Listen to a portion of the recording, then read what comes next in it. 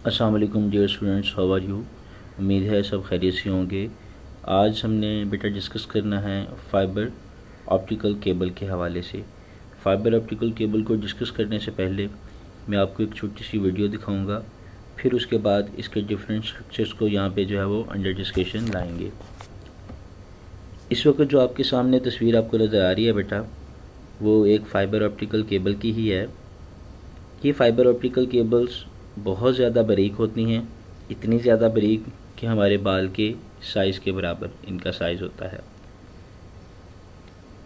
According to the structure of the fibre optical cable, इसका एक central part होता है। इस सेंट्रल पार्ट को हम नाम देते हैं कोर का।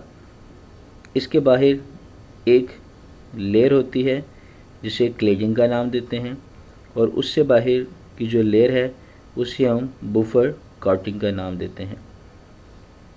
यहाँ पे मौजूद जो फाइबर ऑप्टिकल केबल है, इसका बेसिकली जो मकसद है वो सिग्नल्स को एक जगह से दूसरी जगह ट्रांसफ़र करना है। और सिग्नल्स फाइबर ऑप्टिकल केबल में जो ट्रांसफ़र होते हैं उसे सबसे पहले अटैच किया जाता है विद द लाइट रेज़, और फिर लाइट रेज़ को इसमें सेंड करके बआसानी एक जगह से दूसरी जगह ट्रांसफ़र किया जाता है। जैसा कि आप यहाँ पे देख रहे हैं, हमारे पास इसके सेंट्रल हिस्से को हमने कोर का नाम दिया था, और मैंने बताया कि ये मैन्युफैक्चर होता है या तो ग्लास से या फिर प्लास्टिक से, और ट्रांसपेरेंट ग्लास या प्लास्टिक होता है इसकी मैन्युफैक्चर में, और बहुत ज़्यादा नरम होता है, आप उसे बेंड भी कर सकते हैं। सिग्नल्स को इसके अंदर हम कुछ इस तरह से पहले लाइट से अटैच करते हैं, और फिर उसमें अटैच करने के बाद इसको कुछ इस तरह से यहाँ पे सेंड करते हैं।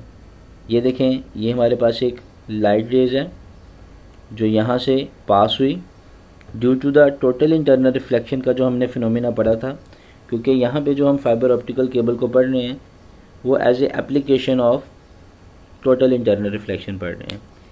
तो टोटल इंटरनल रिफ्लेक्शन के तहत ये देख रहे हैं आप यहाँ पे जो इसमें से रोशनी है, लाइट है, वो तेज़ी से पास करती हुई हमें नज़र आ रही है।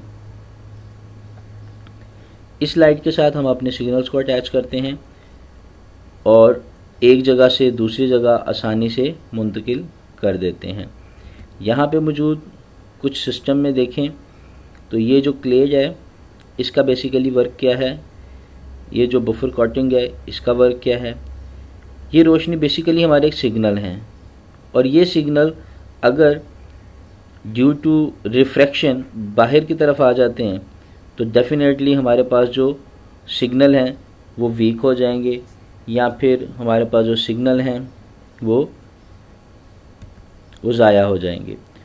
तो हमने इसके ऊपर जो क्लेडिंग का हिस्सा रखा हुआ है, उस क्लेडिंग का जो रिफ्रैक्टिव इंडेक्स है हमने इस तरह से उसकी सेटिंग की है कि ये रेज जो है वो इस क्लेड से बाहर नहीं जाती, और सपोज दैट अगर इस क्लेड से कुछ एक दो रेज बाहर आ भी जाती हैं तो ये जो बफर कोटिंग है इसका बेसिकली मकसद क्या है कि ये बाहर रोशनी को बाहर जाने से मज़ीद रोक देती है, और तमाम की तमाम लाइट को कोशिश की जाती है अंदर ही रिफ़्लेक्ट किया जाए, और due to total internal reflection फिर हम इसको आसानी से इस एक जगह से, इस प्लेस से यहाँ तक दूसरी जगह पे मुंतकिल कर देते हैं।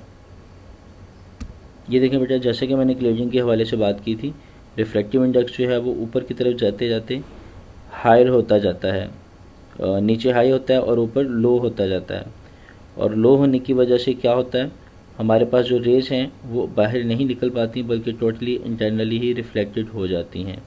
मिसाल के तौर पे यहाँ पे देखें, एक व्यू है हमारे पास, ये देखें ये रिफ्लेक्टिव इंडेक्स, ये मैंने एंगल ऑफ इंसिडेंट को इंक्रीज़ किया तो एंगल ऑफ रिफ्लेक्शन जो है वो उसमें चेंज आया। अब जैसे जैसे यहाँ पे देखिएगा कि रिफ्लेक्टिव इंडेक्स चेंज होगा, वैसे वैसे जो है वो रेज इनसाइड मूव करती जा रही हैं। आप यहाँ पे देख सकते हैं ये सारी रेज मूव कर रही हैं। एक मैं आपको वीडियो और दिखाता हूँ जिसमें आपको ये रेज की जो है वो मूवमेंट से अंदाज़ा हो जाएगा। सपोज़ करें जी ये हमारे पास एक नॉर्मल है और यहाँ पर हम एक रोशनी की रे को इसमें से पास करने लगे हैं। अगर तो आपको पता है परपेंडिकुलरली पास करें तो वो स्ट्रेट ही मूव कर जाती हैं, तो लिहाजा हमें इसके अंदर जो रे है उसको एक एंगल बनाते हुए ही एंटर करना होगा। यानी कि फाइबर ऑप्टिकल केबल में जो रोशनी हमने एंटर करनी है वो उसके साथ एक एंगल थीटा बनाती हो। 90 एंगल पे अगर नॉर्मल के अलाउंग करेंगे तो वो उसमें से पास कर जाएगी। ये एंगल ऑफ इंसिडेंट के मुताबिक रे में क्या आ गया, रिफ्लेक्शन आ गया, वो अपने रियल पाथ से क्या होना शुरू हो गई, दूर हटना शुरू हो गई। अगर हम बात करें लोअर से हाई रिफ्रैक्टिव इंडेक्स का, और अगर हाई से लो करेंगे तो डेफिनेटली वो टुवर्ड्स द नॉर्मल बेंड नहीं होगी बल्कि away from the normal bend होगी।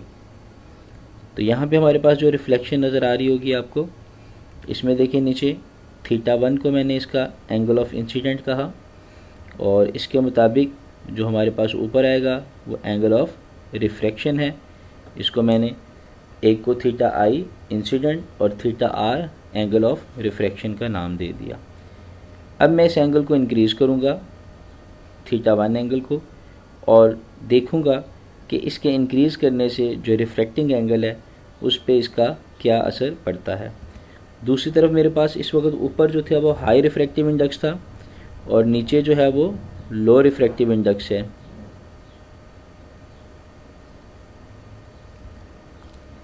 अब मैंने देखें जी नीचे एंगल ऑफ इंसिडेंट को चेंज करना शुरू कर दिया। सबसे पहले तो मैंने इनके मीडियम्स को चेंज किया, जो हाई रिफ्रैक्टिव इंडेक्स था उसको नीचे रखा और जो लो रिफ्रैक्टिव इंडेक्स था उसको मैंने अप कर दिया। अब क्या होगा, जैसे ही मैं रेज़ को पास करूँगा तो आप देखेंगे कि जो हमारी रे है वो अपने रियल पाथ से away from the normal bend हो रही है। पहले क्या था, टुवर्ड्स द नॉर्मल, और ये लोअर को यहाँ से लोअर को हाई में और हाई को लोअर में कन्वर्ट करने से अब ये उलट हो गया। अब इसके मुताबिक ही हम क्या करेंगे, यहाँ पे इसको मज़ीद देखेंगे कि मैं एंगल ऑफ इंसिडेंट को इंक्रीज़ करता जाऊँगा, और by increasing of angle of incident यहाँ पे जो रिफ्रैक्टिव इंडेक्स है वो भी इंक्रीज़ होता जाएगा, और जिसकी वजह से टोटल इंटरनल रिफ्लेक्शन पॉसिबल होगा। ये एक लेज़र लाइट से मैंने इसको शो किया है यहाँ पे। अब ये नॉर्मल को आगे की तरफ मूव करवाता हूँ। देखें जी एंगल ऑफ इंसिडेंट जो θ1 है वो पहले की निस्बत क्या हो रहा है, इंक्रीज़ होता जा रहा है। ये जो θ1 है हमारे पास ये वाली वैल्यू, ये जो है वो पहले की निस्बत क्या होती जा रही है, इंक्रीज़ होती जा रही है। अब जैसे जैसे मैं इसको इंक्रीज़ करता जाऊँगा आप गौर करेंगे कि ये जो रे थी ये पहले यहाँ पे थी, फिर आहिस्ता आहिस्ता बेंड होकर ये इस सतह के बिल्कुल करीब आना शुरू हो गई। जैसे ये थीटा एंगल मेरा ऑलमोस्ट 90 डिग्री के इक्वल पहुँचेगा, ये जो लाइन है ये इसके पैरेलल हो जाएगी कुछ इस तरह से। क्लियर है बेटा। अब थोड़ा सा मज़ीद एंगल बढ़ाने से क्या होगा कि ये जो रे है जो इसके इस वक्त पैरेलल है ये दूसरे मीडियम में जाने के बजाय इसी मीडियम में वापस आ जाएगी, और ये इसके क्रिटिकल एंगल से हमने इस थीटा एंगल को थोड़ा सा इंक्रीज़ कर दिया। तो due to total internal reflection ये जो रे है ये बेसिकली क्या है, जो हमारे पास ये रे है इंसिडेंट एंगल चेंज करने से टोटल इंटरनल रिफ्लेक्शन के तहत अंदर ही मूव करती रही है। यहाँ से देखें जी ये रे यहाँ से चली और टोटल इंटरनल रिफ्लेक्शन के तहत इसके इनसाइड ही मूव करती रही, जिससे हमारी जो लाइट है वो एक तो वेस्ट भी नहीं हुई और वो जो सिग्नल हमने इससे अटैच किए थे वो एक जगह से दूसरी जगह सेंड भी हो गई। ऑप्टिकल फाइबर बीइंग यूज्ड, ये ऑप्टिकल फाइबर ज़्यादातर टेलीफोन लाइंस में, एडवांस टेलीकम्युनिकेशन सिस्टम में, और सिर्फ थाउजेंड्स कॉल्स फोन कॉल्स को जो है वो एक जगह से दूसरी जगह विदाउट एनी डिस्टर्बेंस, बगैर किसी डिस्टर्बेंस के ट्रांसफ़र करने के लिए इस्तेमाल की जाती हैं। आज का लेक्चर बेटा हमारा कंप्लीट हुआ। उम्मीद है सबको ठीक से समझ आ गई होगी।